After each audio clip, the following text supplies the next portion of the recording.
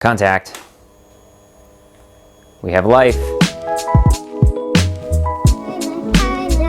Well, here we are yet again, and let's see if we can make any progress whatsoever on the seemingly pointless journey of retrofitting a CRF300L Dash to this CRF450. Last time we attempted this, we did learn a few things. We found out how to repin the dashboard and got a few of those functions on the dashboard actually working. But of those functions that were working, there were quite a few that were not working. Things like the speedometer was not working, the fuel gauge was completely freaking out, and most importantly, the whole reason why we wanted this dashboard in the first place, the tachometer, was nowhere to be found.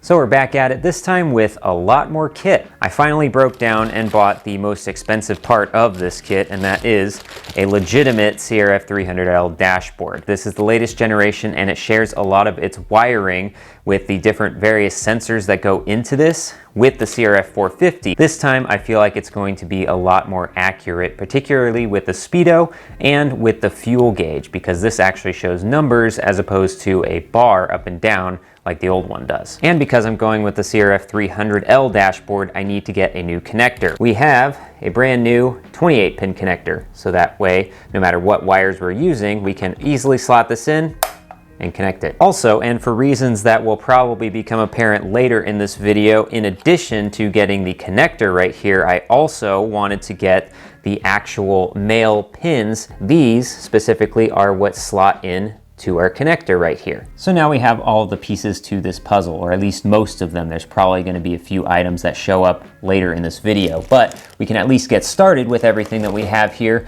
by picking up where we left off last time we attempted this. And that's going to be rewiring the pin connector from the CRF450 to the 300Ls using the wiring diagrams for both bikes. I already have the CRF450 diagram, and thankfully eBay has a really good return policy, and so now I have that wiring diagram. As I begin to pinch my fingers getting the pins out, let me show you the repin diagram. Similar to last time, but a lot more we can ignore. All the wires for the gear indicator and the ABS, irrelevant. Again, a lot of standard stuff that I know will work: high beam, turn signals, 12-volt power, ground. These are the others that took some time in tracing the wiring diagram to line up, things like fuel signal, speed signal, etc. But after seeing where the trail ended, I can confirm they go to similar systems or output to the ECU as the 450. Oh, finally. Now it's been a few days, I finally have the feeling back in my fingers, and I put together the front of this bike and added the 28-pin connector based on the diagram we just showed. So now it should be a really simple process of taking this new head unit and just plugging it into the wiring harness just like that. Now we should be able to test this and see that everything works by putting in the key and turning it on. And I'm pretty sure a lot of the obvious things are going to work. It's going to turn on, it's going to show high beams, neutral, turn signals, all of the obvious stuff. But the question now is, are the other systems going to work? Things that weren't working previously. The fuel signal and the speedo in particular, I really am hoping that it's going to be able to talk to those sensors and actually show me what I want to see. But to do that, let's turn on the ignition, see what happens. Here we go, ladies and gentlemen. Contact. We have life. And, oh, my high beams are on. Well, we can do a systems check. High beams work. Turn signals. Yep, those work. Kick it out of neutral here. Yep, neutral. Oh, I see the gear indicator now. It's giving me a null, but that's an inevitability, really. There's no gear indicator wires in this wiring harness, so we're just gonna have to live with that. Oh, I didn't see it because the camera was in the way, but the fuel gauge is freaking out again. It's doing the exact same thing it was doing before. Damn it. Well, that sucks. Seeing that the fuel gauge just instantly doesn't know what it's talking about, but at least we can take it up and down the street once or twice and see if the miles per hour shows something. And that answer is immediately no. Great. Just great. Yep, I'm 0 for 3. In fact, I'm 0 for 2, really, because I haven't made any progress since the last time I tried this. The only difference is that the dashboard is a little newer and a little shinier, but other than that, zip. Besides that, to add insult to injury, the next step in this process was going to be going over the RPMs, which is the reason why it's taken so long, because that was such a long process of research online and forums and wiring diagrams. I really wanted to find out if there was any way possible, based on this wiring diagram for the CRF450, that I can pull RPMs from a wire to the dashboard to read it, but every attempt that I saw came up short. The closest thing I could find was just interpreting from the diagnostic port like the mini gauge does, but the problem with that is there's a lot of data that comes out of that port, not just RPM, so it's not going to know what to do. In fact, the last-ditch effort here is a little bit of an embarrassing one, but an old school one at that. That's what this wire was sticking out of it the whole time. This wire is actually from an old school hour tachometer, these little things that you get for 10, 15 bucks on Amazon. I was hoping in a last-ditch effort that I could just simply wrap this around the spark plug wire like you normally would with that box and then just feed it into this. But of course I tried this off camera and nope, nothing. It's just like nothing was ever plugged into that wire to begin with. So short of programming an actual circuit board and a box for the real-time dashboard data, it's not possible. I'm throwing in the towel right here, right now. No, you cannot just easily swap a 300L dashboard for the 450RL.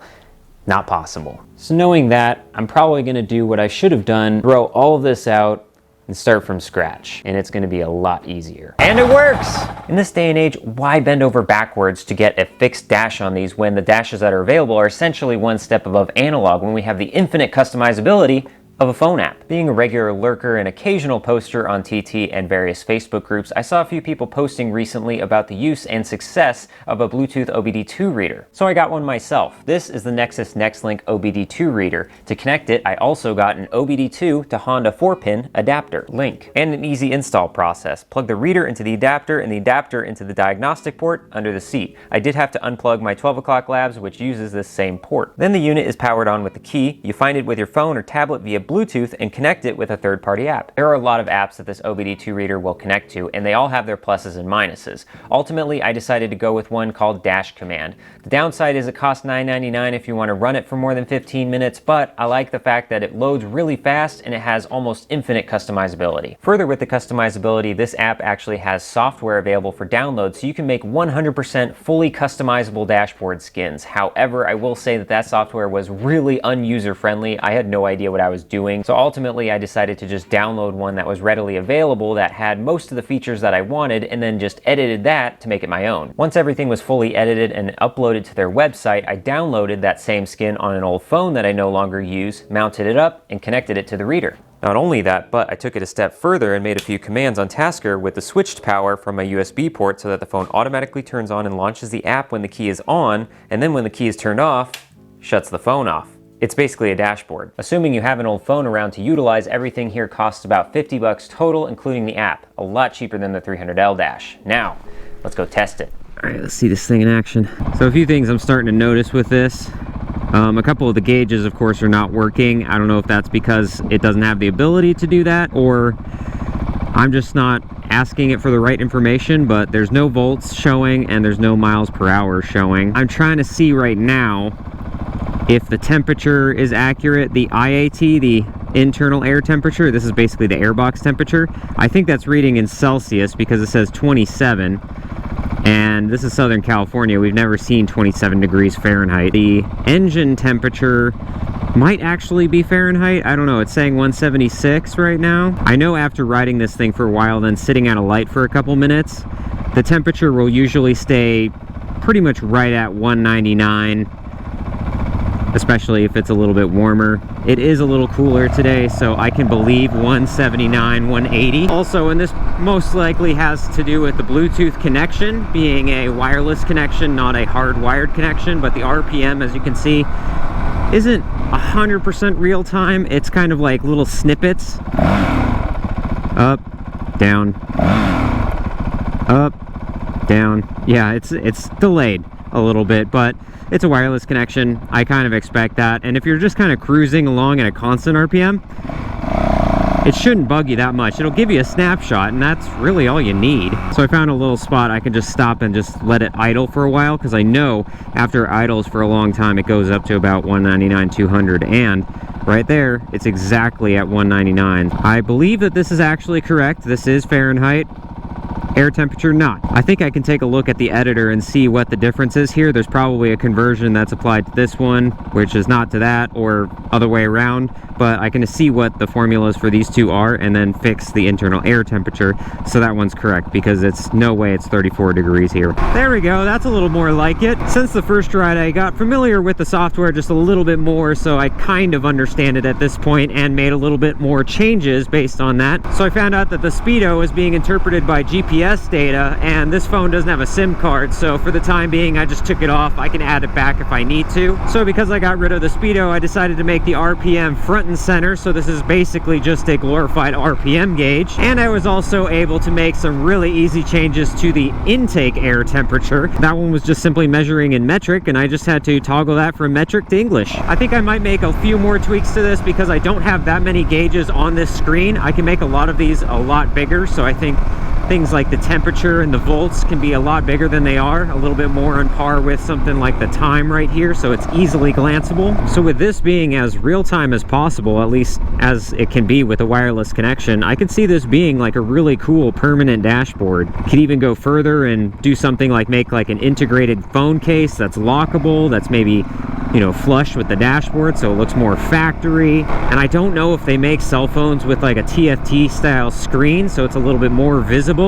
It's fine as it is right now. It's on its brightest setting, but even then it's a little hard to see in the direct sunlight, so if that's a possibility, even better. But very cool. I think I'll keep this for the time being before I get into any of that integration stuff, and so much more user-friendly and easy to set up, much so more than that CRF300L Dash. And on a completely unrelated note, if anyone's looking for a CRF300L Dash with 0 miles on the clock, let me know. I have one in stock.